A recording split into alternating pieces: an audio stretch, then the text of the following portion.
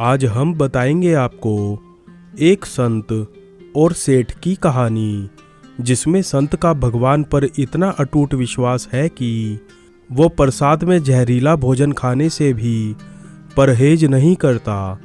इसके बाद भगवान जो करते हैं उसे देखकर सभी हैरान रह जाते हैं। एक सेठ जी बड़े कंजूस थे।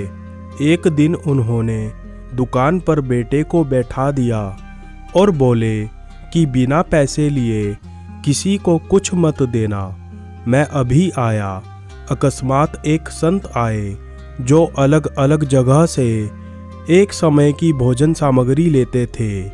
लड़के से कहा, बेटा ज़रा नमक दे दो। लड़के ने संत को डिब्बा खोलकर एक चम्मच नमक दिया। सेठ जी आए तो देखा कि डिब्बा खुला पड़ा था।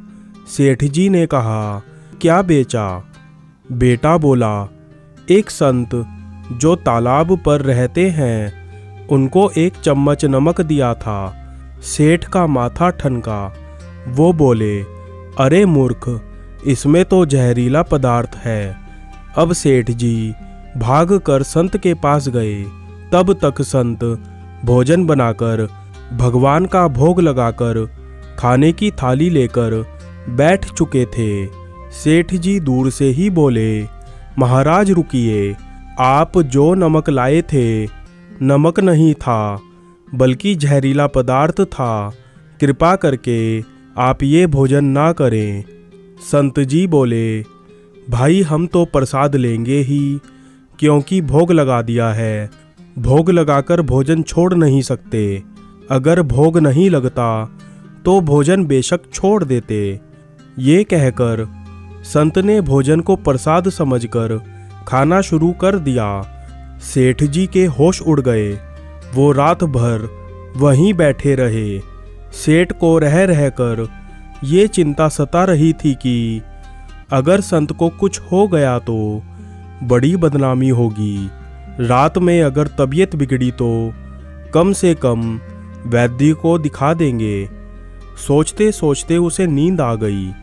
सुबह रोज की तरह संत जल्दी उठ गए और नदी में स्नान करने लगे। सेठ जी ने कहा, महाराज तबीयत तो ठीक है? संत बोले, भगवान की कृपा है। इसके बाद वे पूजा के लिए मंदिर चले गए। जैसे ही संत ने मंदिर का द्वार खोला तो देखा कि भगवान के श्री विग्रह के 2 भाग हो गए हैं और शरीर काला पड़ गया है। ये देखते ही सेठ को सब समझ आ गया कि भक्त के अटल विश्वास को देखकर भगवान ने भोजन का जहर भोग के रूप में स्वयं ग्रहण कर लिया और भक्त को प्रसाद ग्रहण कराया। इसके बाद से सेठ भी भगवान की भक्ति में मोहित रहने लगा। इस कहानी से हमें यह शिक्षा मिलती है कि सच्ची भक्ति और प्रेम से भगवान को भी जीता जा सकता है।